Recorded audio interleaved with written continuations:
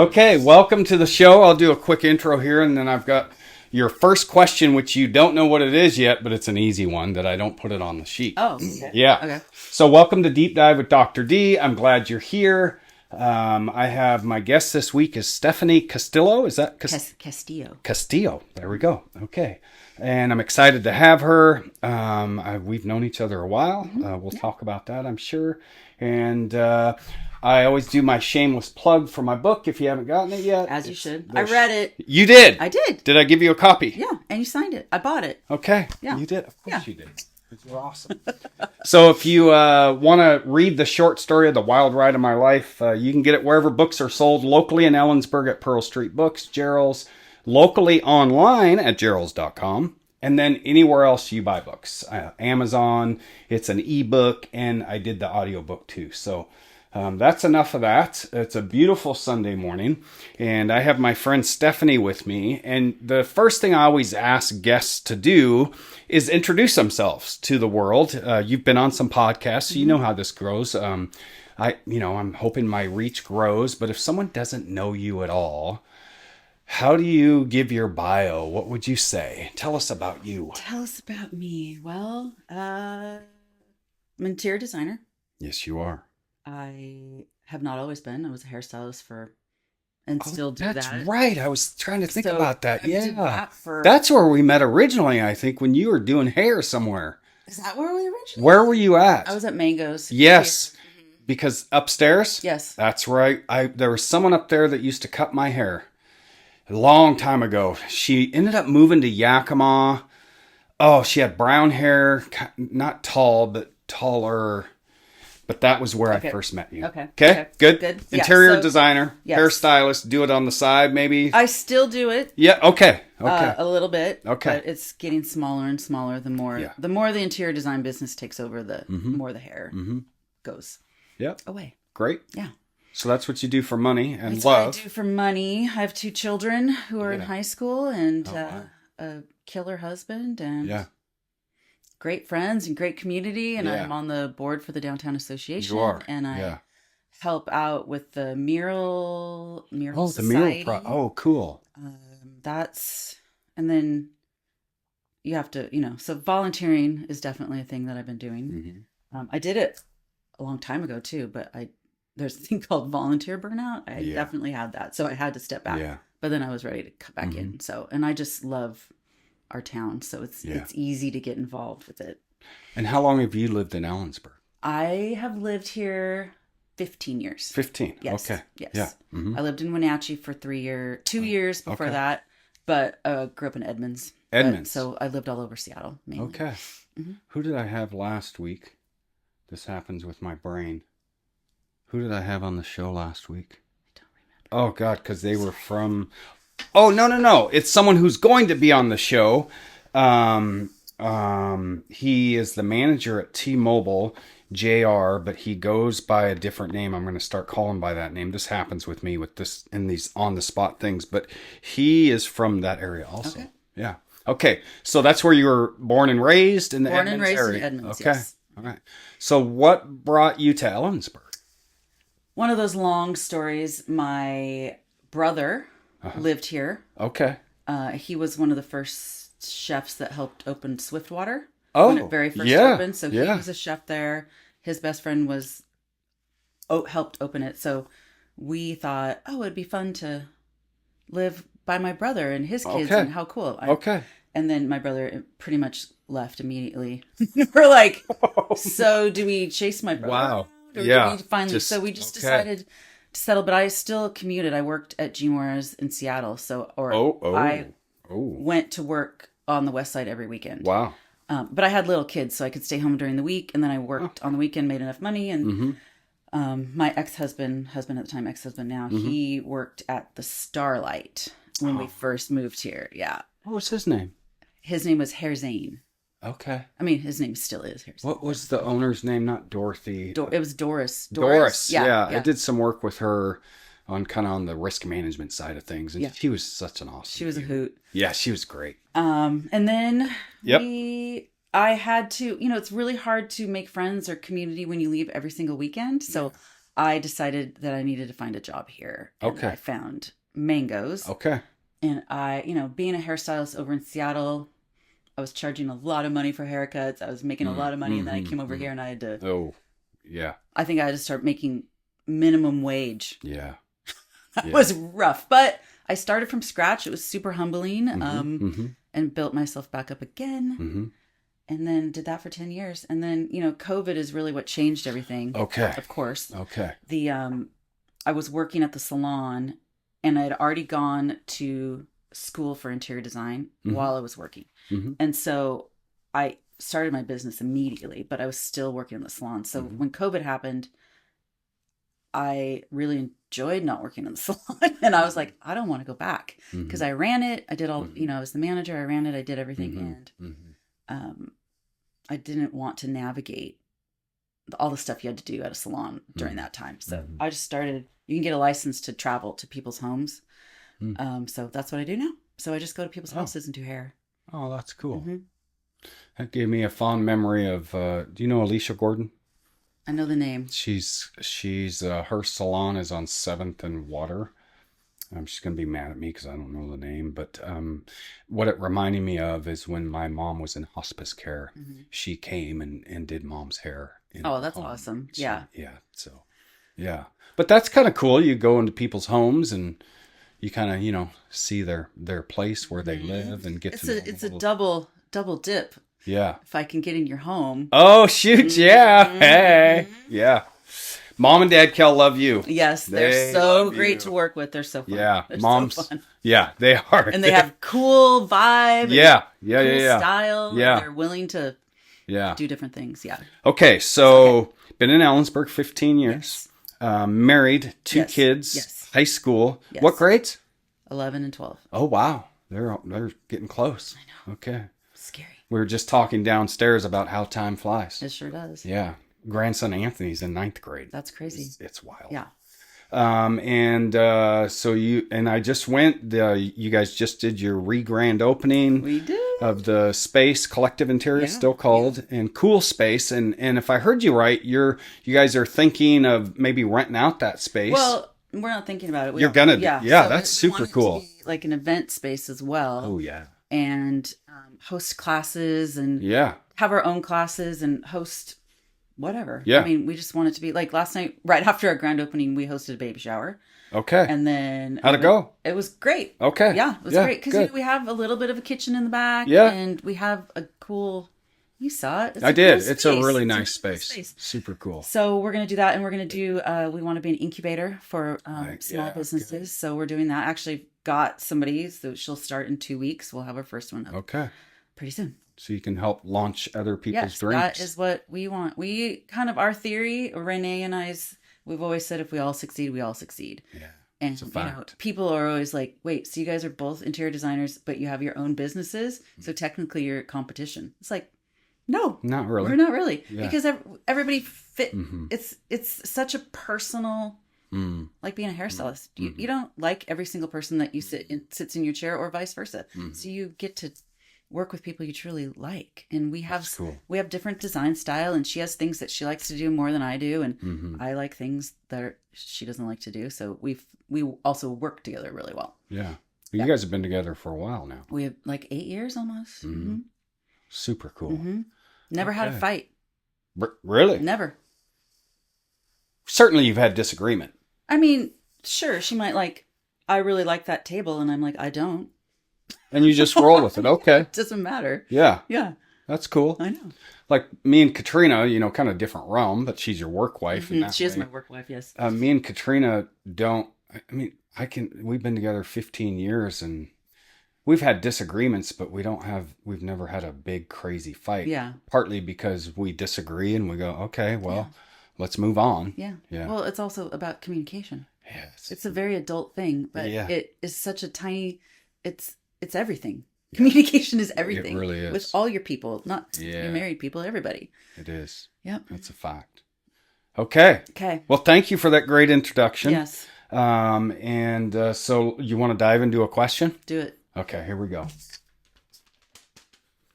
And I create these questions, if you're watching or listening, for each person that comes on the show. I create these questions based on what I know about them, and we kind of roll from there. So you've built something meaningful through your work with Rumble Interiors. What originally drew you to design, and when did you realize it could become more than just a passion? Well, good question. I have always liked it. I've always been that person that rearranges the room a million times and changes things. I just like change, and I love the freshness that it gives when you feel something different. It feels different in the room. So that's always been with me. And my mom always kept a very neat house, kind of like you were saying downstairs.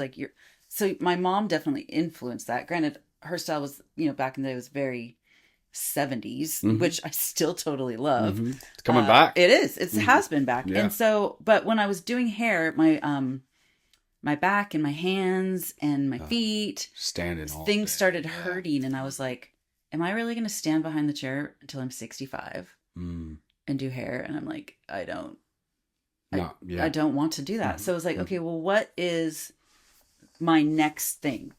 And it was on Instagram, and a little pop came up of, oh, you can go to interior design school online. And I was like, I didn't even know that was a thing. So I put a little poster up of it on my bathroom mirror, and I just kept looking at it, and my husband at the time was like, when are you going to do that? And I'm like, I don't know. I'm scared. It's school. I have to go back to school. And I was never really a school person. I went to beauty school, and I barely graduated high school, but going to school for things that you love, though, is totally different. So I went back to school. I worked full time. I had 2 little kids. Wow. And I just made it happen. It took me about a year, and I loved it. So you saw the writing on the wall. If you stayed in your current role, I would be decrepit.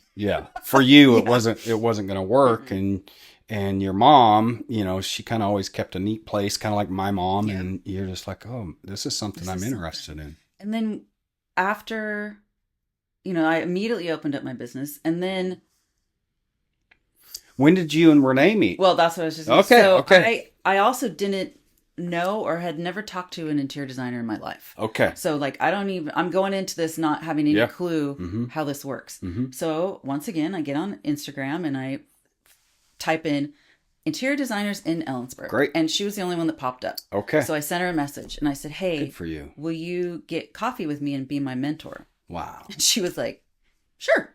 So our first date, she no-showed me. And I was like, oh, this is a good start. Red flag, red flag. Yeah. And then she had just, it was totally fine. But then we finally got together, and I tell this story all the time because it was like, we're at D&M and we're having coffee, and we were probably 20 minutes into our conversation, and I was like, I think we need to do something together. Okay. And she goes, I agree. Oh, wow. It was that fast.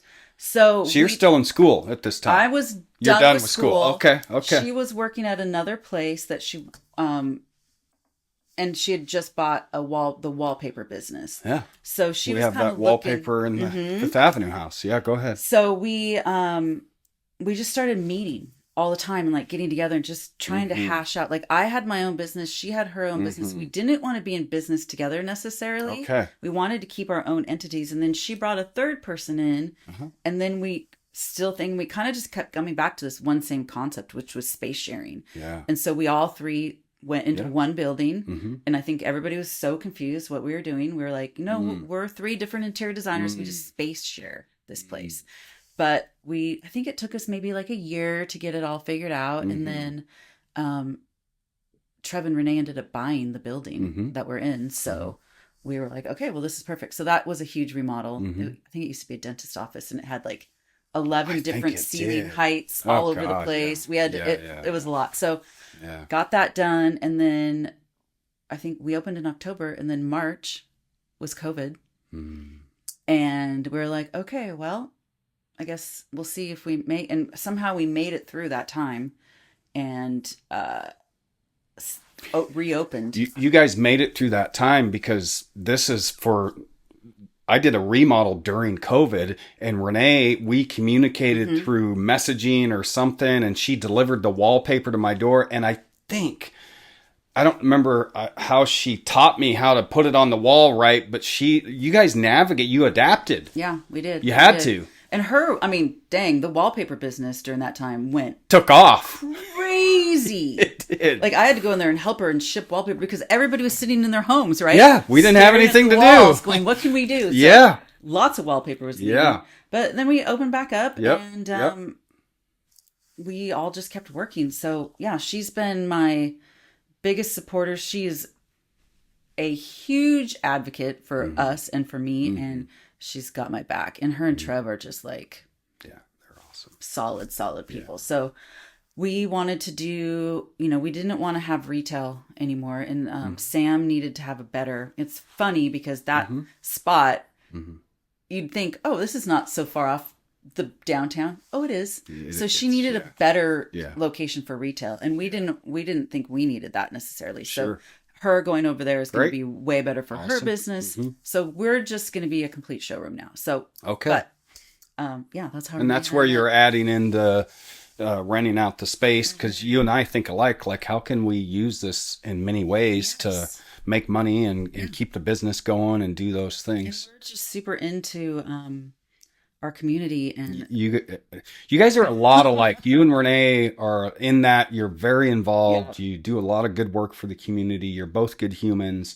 both smart business women. Like, wow, it's super cool. Thank you. Yeah. It's so fun. My connection to Renee is Trevor's dad. Yeah. Ken File. He's like a father figure to me. Yeah, he's great. And Trevor and I have had some really great conversations. So I have to ask, when and where did you meet Mom and Dad Kell, my in-laws?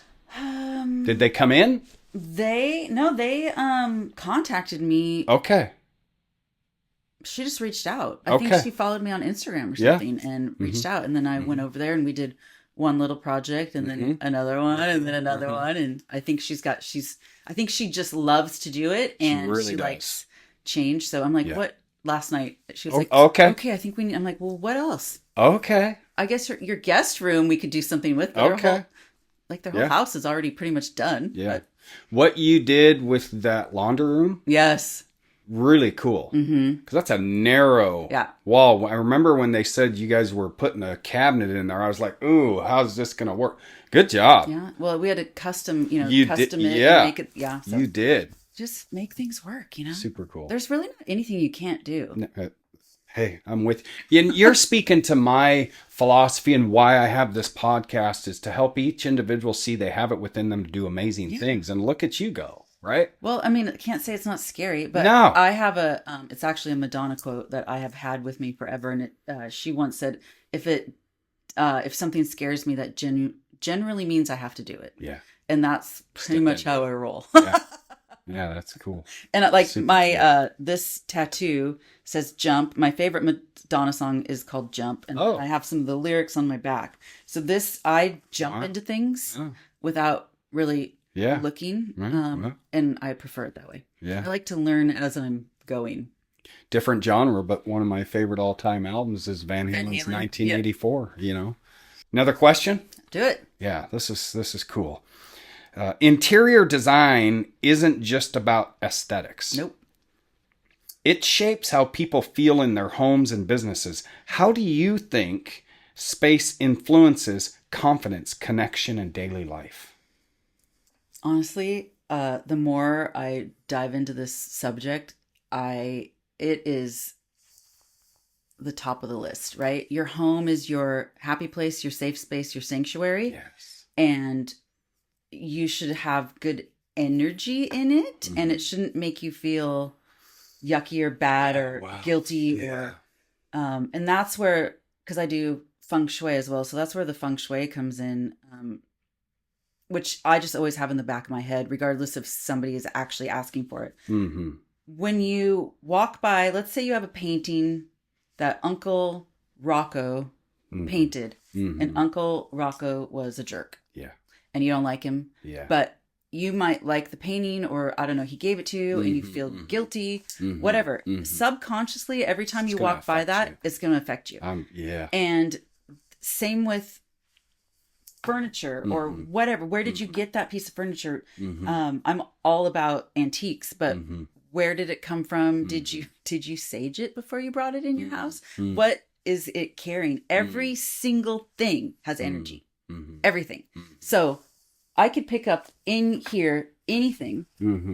Please. And you could tell a story about it. And it happens to be a Madonna. Yeah, that's funny. That's perfect. And you probably have a story about this and have some energy attached to it. Everything. And I can tell just by your space that you could tell me, we could sit in here for 3 days and you could tell me about every don't little get me going. thing in here. Yeah. But that's curated design to me. That's what it should be. And we got away from that because it was all about, resale value. Because housing, it's like you didn't want to do anything too crazy to your home. Yeah. Well, what happens I when think you that, do that is you don't actually live in your house. Yeah. You're just waiting to sell it. You're just waiting to sell it. So I feel like we're kind of getting a little bit away from that. And you want to, like, I don't really love going to TJ Maxx and buying art. Okay. I want you to go to a concert. I want you to hang your albums on the wall. I want you to have a piece that you went to an art gallery and you fell in love with, and so it's hard to just decorate your house like that. It takes some time and some curation. Yes. And we can do it, but I love to work with people who already have things, and let's take those things and that's your personality and that's who you are on the inside, and let's use those things to express yourself. And that way, when you walk into your room, I bet you walk in here every day and sit down, you're like, I love this space. It's my happy space. Yeah. It's, and it's something with Katrina and I, as long as we've been together. Well, let me say this. So you're speaking so powerfully in the world of helping people find their path out of, up and out. I preach about your home is your sanctuary. I speak about it, and you need to protect that space, but also make it your own, right? We talk about people just need to change their lives, blah, blah, blah. And it's like, where are they living? Do they have a safe place to live? Number one. And then what is that space? And so I appreciate that you talk about that. And then I always like to share in a very fond way. My mom, I shared this with you. We always had a clean home. We always had a nice, orderly home. But it wasn't a safe space. Yeah. It was not. It was always changing in that we moved so much. But I think Mom, what kept her feeling somewhat safe is she always, like, we would move in the middle of the night, Stephanie, and us kids would wake up and it was like we'd always been there. It was weird, right? Looking back. Yeah, that's a little weird. So as I've been an adult and find my path up and out, like my home is... Katrina's the same, is our safe space. The preschool, she designs it. The kids come in, and we hear that from people. Wow, this is really, I feel comfortable here. And you're speaking about how important that is. Well, we've all walked into places where you're like, oh God, this feels terrible. You don't really know why, but it doesn't feel good. That's just bad feng shui. And then you've walked into places where you're like, this is cool. This feels good. Yeah. Now, I walked downstairs this morning and, and sometimes old houses are a little strange just on their own, but you can feel the energy of a place immediately, how it feels and the vibe and the people that are in it. And I mean, your house felt great, but I have definitely walked into places where I'm like, something's up. I don't like this. Yeah. And feng shui has a lot to do with that. And I think if you're intuitive, just in general, you kind of automatically do good feng shui in your house. There's more, you can really dive deep into all that stuff. But I think that your home is a reflection of who you are. And you should not be afraid to express yourself, especially in that place. If you want to have an all black bathroom with gold panthers all over the wall, and that brings you joy, you should do that. Yeah. You should absolutely do that. Yeah. They make these, new homes nowadays. It's just white. Yeah, white and gray. It is. White and gray. Yeah. Well, they make them like that because they're for you to do something with it. And I think a lot of people just don't. It's overwhelming, first of all. It's super overwhelming. It is. To figure that out. And so that's where I come in. It's super cool. So tell me about, in the realm of businesses, like, what, I mean, because I'm thinking about, you know, the places I go into and like Fred Meyer, or, you know, I'm both world kind of guy, small business, big business. Yeah. But so how do you, like, let's talk about maybe a small business and you walk in, what are you looking for in a space where customers come and go, and as far as design and things of that sort? Ambiance. I have to have good ambiance. And what does that mean? Well, for me, no fluorescent lights up above. Oh, yeah. Lighting needs to be more layered. Okay. Not just coming from down here. Yeah. Look, you got a lamp, you know, have it maybe some on the floor. Maybe I bought that light. I don't like it. What was up there before was terrible. It was 3 light bulbs. But anyway, so you look at ambiance. Yeah, definitely ambiance, comfortability of the chairs. My dream job is to design hospitality. So hotels or bars and stuff like that. But like if you sit at a bar, at a bar stool, does it turn? Mm-hmm. That's super. Like little details. Yeah. Is there a purse hook? Is there a place for my feet to go? So the functionality, of it is a big part of it. Did they sweep? Sure. Is it clean? Yeah. Does it feel cozy and inviting, or is it just big, wide, open, bright? Now, some places probably need that, but my personal vibe is dark and moody and eclectic, and I'm definitely a maximalist, so I like stuff around me, and I'm always looking for that. There are a few places in town that, like, I walk into Valo and I'm like, oh, I like it in here. Or I walk into Fortuity and I like that in there. So there are some Huntsman. Oh, that's such a cool space. So cool, right? I fucking love that space. Yes. So there are. Why do we love it? What is it that we love about it? Because a lot of people say that. Because they have thoughtfully designed it. Yeah. It's thoughtful. It's curated. It's the wallpaper that they put in there, the lighting, the mood, like it's everything. And also their customer service. Like that has to be part of it too. But then you go into places like, not to throw anybody under the bus, but like,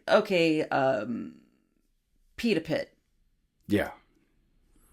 So you're not going to want to hang out in No, I don't want to hang out there. But what if they tweaked it to make if you want to stay somewhere longer, you're going to spend more money. Yeah. Bottom line. Yeah. So it's a fact. Yeah. It's super cool.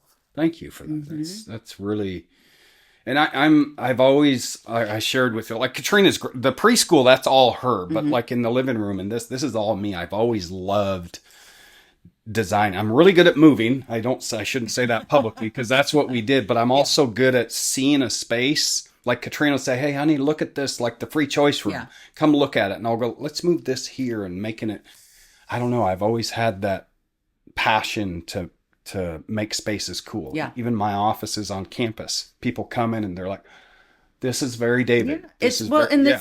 I can walk in here and makes me know you better, right? Yeah. Yeah. And I think that's really cool too. Yeah. And comfortable. I want people to feel comfortable. Like Mom and Dad Keller, I always talk about their place. They have a super nice place, like HGTV, nice, but you feel comfortable. Yeah, absolutely. You walk in there, you feel comfortable because the ambiance, like they're them. So you don't feel like, oh, can I sit down? They're like, no, sit. Please be comfortable. Do you want some coffee? Yeah, super cool. Okay. We got 2 questions left. Right. You're known for doing, and this is a fact, you're known for doing amazing work in the community beyond your business. What motivates you to invest in the people and place around you? Where do you get that from? First of all, I think I love people, and I'm a people person, and I'm not an introvert, and I'm constantly, I remember when I worked at Gene Rose, I put on my resume, my job is to motivate and inspire creative people. Nice. And I've always had that in the back of my head. And so I'm always wanting to. Do you miss it, Gene Juarez? I miss a lot of people. Yeah. And clients and my friends that I work there with, every day. I don't miss going shopping at the mall every day and spending all my money. Yeah. It's kind of nice that it's a distance. Yeah. Exactly. Okay. Sorry. Go on. Where does it come from? The desire to help people in your community? somebody asked me this question not long when I was redoing my branding. She kept going, "Why? Yeah, Why do you do that's this?" that's what And I I really had to, and I was like, "It is people because hairstylist, people, one on one." But where does that come from for you? I mean, you could have chosen to be a bookkeeper. Why do you want to be around people and help people help the community? I hear you and Renee all the time. Like, Ellensburg, we want to support our... Why? Do I want to? Because I want to see other people succeed. Why? Where does it come from? I don't. Did your mom, your dad, a teacher, childhood? I've never thought about it that deep. That's why it's called deep diving. You're making me deep dive. Oh, I get it now. What's your why? What's my why? You know, this might help you. Mine is crazy. You read my book, right? Yeah. Chaos. But I had some people, Johnny Revell, who's Johnny's named after, Mr. Burmeister, my math, who actually showed genuine concern for me, right? And so I've lived a crazy life. I've been lifted up and out. I want to give that to others. Yeah, I see what you're saying.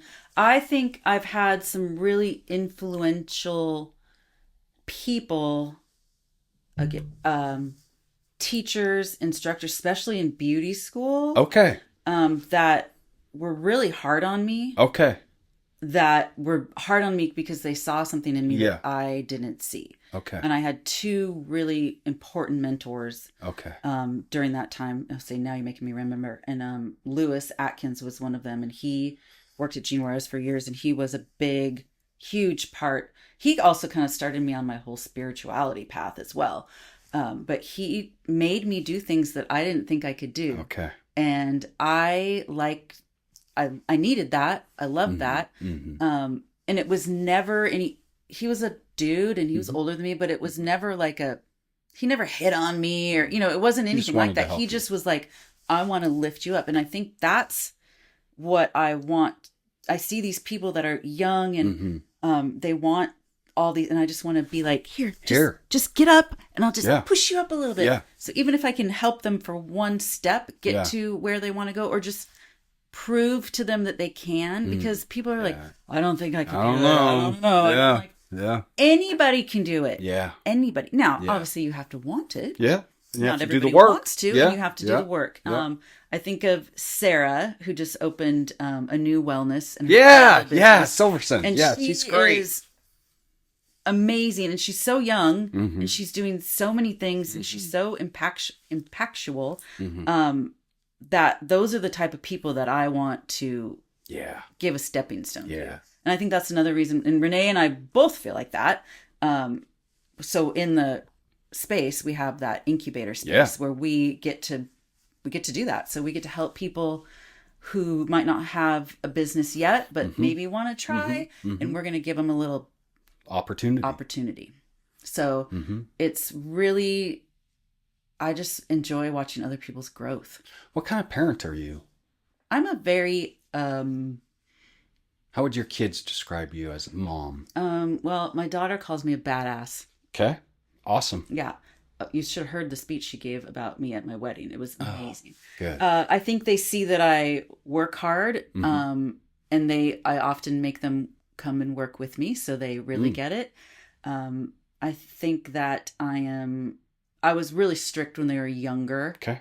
And now I've always told them, I trust you until you do something. Okay. So, and they haven't done anything. So they keep getting trust, and they keep getting more and more freedom. And so you allow them the space you empower them to make choices. Yeah, I hope so. I think maybe But certainly you have guardrails, right? Of course. I might, Steve, my husband now, has been like, you might need to let my son, like, let him go. Because he's my baby. I'm like, I don't think you should do that. I don't know. Okay. Just let him go. And he did it, and he was fine. They got to let him grow. You seem fun. I might be fun. I don't know if they think I'm cool or if they think I'm crazy. Probably a little of both. Yeah. I'm thinking of my grandson, Anthony. He's 15, and, I know he said not too long ago that his friends like me. I'm like, oh, cool. Okay. 'Cause I think you and I are similar in some ways. But I'm not surprised to hear that you Also similar, I was very strict with Mm-hmm. Tyler when he was young, and then I've evolved and grown Yep. and adapted, and I think you've done that same. And I think Yeah. that's what happens, right? Yeah. Well, you grow up yourself too, Yeah. right? Yeah. You know, Yes. I'm 53. I know Okay. a few more things Yeah. than when I had kids. And now I'm lucky that we live in Ellensburg, that I can let them just go run around the streets. Yes. I don't know that you could do that anywhere Nowadays. Be a nowadays. bigger risk, that's for sure. I mean, unfortunately, there's not a lot for kids to do here. But Yeah. This is true. yeah. All right. Last question for you. Okay. And usually by this question, you've answered some of this, so we'll just see how it goes, and then we'll close it up. Building a business takes risk, resilience, and belief. What were some of the hardest early lessons you had to learn, and how did that shape the leader you are now? What were those early struggles? Well, I mean, there were some struggles like when you have to pay your taxes and you didn't realize how much money you needed to save for that. And there was, at one point, I had a really good year and I thought I saved enough and I did not. And it took like all my savings and wiped me back down to like nothing. Yeah. And I had to pay and I had to kind of start all over again. Yeah. So we're not going to do that again. That was one of the biggest pieces of advice I got when I started was get a bookkeeper immediately. So I did that. Yeah, that was, good. Business wise, that was a really good piece of advice. Good. Ask for help, Ask right? for help. And I think asking for help, because in the beginning, I think with any schooling, they teach you some stuff, but they don't teach you practical, how do you do this and How do you this survive? and this? And so that's what Renee was for, is I'm like, Okay. how do I do this? What do I do? And what I love about her is she never makes me feel stupid or like an idiot. She's like, no, this is how I do it. And she teaches me. And then Awesome. she's super grateful. I'm so grateful for her. But Yeah. I think, what was the question? What were some of those early lessons? Yeah. And maybe just thinking about, what about COVID? What did that teach you? COVID. About how to adapt and evolve. Yeah.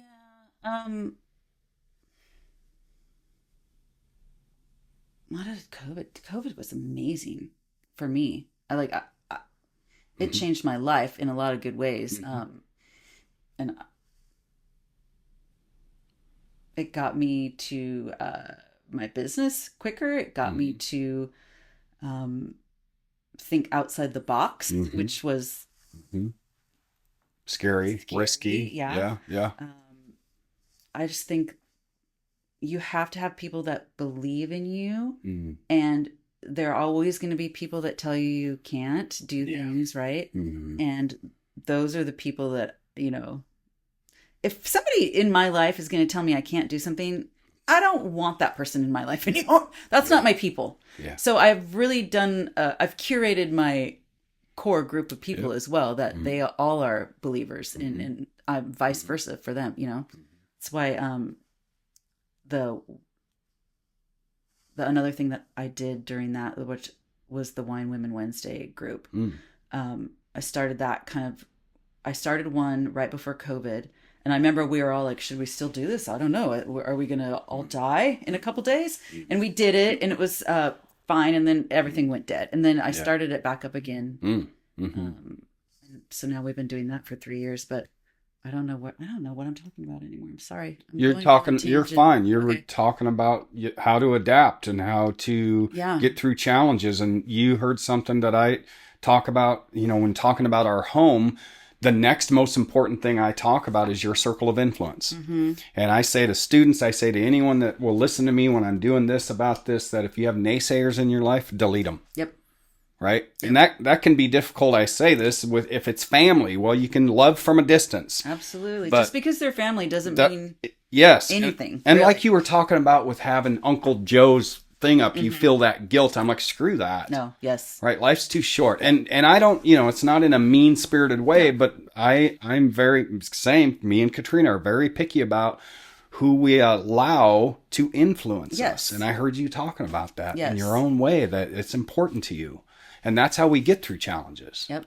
I think people are so cool and talented and interesting, like just fascinating. Mm-hmm. But not everybody's for everybody. And No, you know, that's okay. I prefer quality over quantity. Yeah. And I have friendships that go back to kindergarten and people that I still am very, very close to. Mm-hmm. I have these pockets. I've got my kindergarten friends, I've got my elementary friends, I've got my middle school, and then my high school, which are kind of all the same. And then my beauty school, and then my Jean Juarez, and then mangoes, and then EDA friends, and then business friends. So it's like, yeah, you just get all these little pockets of people that are supportive. That's good. I don't know. And I think, you know, I'm turning 59 this year, which is wild. And you said you're 53. I think it's also, as we age, we make different choices in regards to who we allow into our life. Because we realize how impactful it is, who we allow to influence our brain. If you're not going to bring me good energy, get the fuck away from me. Yeah.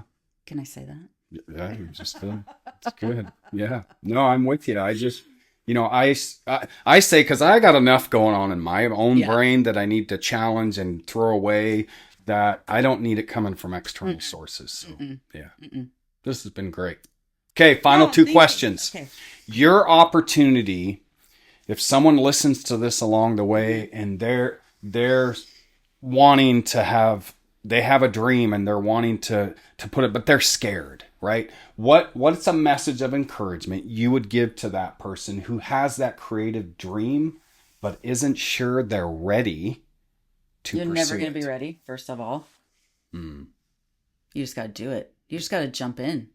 And I mean, that's my favorite part of starting a business, is the beginning part, like the figuring it out. How do I get my business license? How do I do this? How do I do this? And I think I like to think of things, and this comes from being older, because I wanted everything right now, and I wanted it done now. So I would do a shitty job at it because I wanted it now, where now I take time. So I'm like, okay, I think of, let's say, painting a wall, painting a whole room.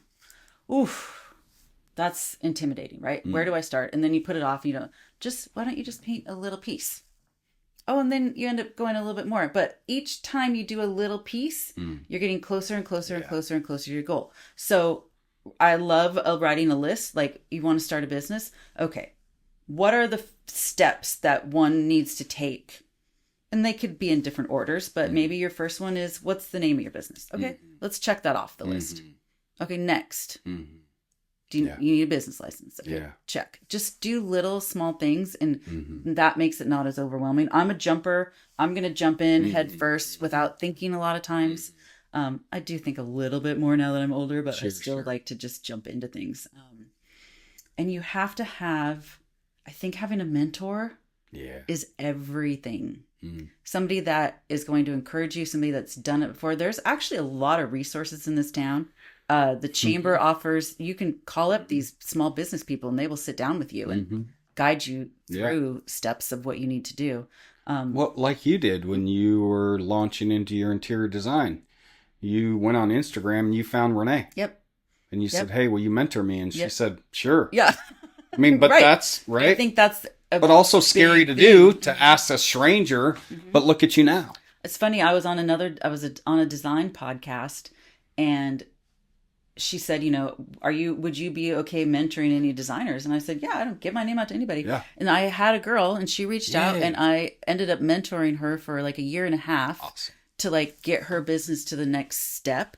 And my God, it's pretty awesome. Yeah. It was fun to help. I like to see other people succeed, and I like to see our town have successful businesses, and I like to see people supporting them, and I like to see there's a lot of majority of the downtown businesses are owned by women or ran by women in Ellensburg, which I think is really cool.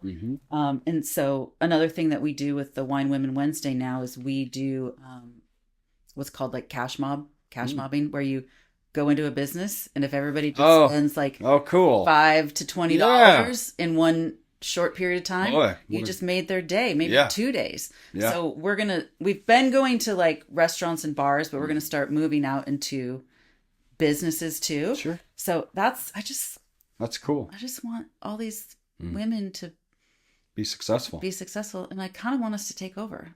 I feel it's time. Okay. for women to take over. Okay. Yeah. Well, I live with a preschool teacher and owner, you know. I think I'm in charge sometimes, but no. Yeah. Not even There's close. certain things you're in charge of. Yes. Well, that was cool. Okay, last question. What's a question you've always wanted to ask me? Well, I kind of maybe got my answer already, but I Okay. want to know, out of these albums in here, if you could only listen to one for the rest of your life, Oh, God. what's that going to be? Oh, that's really difficult because I mean we talked about Elton John, but so knee jerk it would probably be Tom Petty. Okay. Yeah, Yeah, go with that gut. I would probably which album? It would be one of Tom Petty's album oh well, Wildflowers is right there. Okay. So I mean that's knee jerk, but that would also then be difficult because I've been into Whiskey Myers lately. That album I just got, Kings of Leon, is one of my favorite albums. I Like love really Kings of good. Leon. So there you go. Okay. Music for me is I say everything, but kind of like you were talking about different pockets. It depends on the different era of my life. It depends on mood. Like I'm looking at Johnny Blue Skies, which is Sturgill Simpson, like his music and his voice, the record company. So there you go. Knee jerk Tom Petty Okay. I would Are you grab. going to any concerts this year? Not any on the calendar, but it'll probably happen. Okay. Yeah. Cool. Thank you for being on. Yeah, This has thank been you. great. It's I'll pull that back. Oh, thank you. Super cool. Yes. This will be a good one.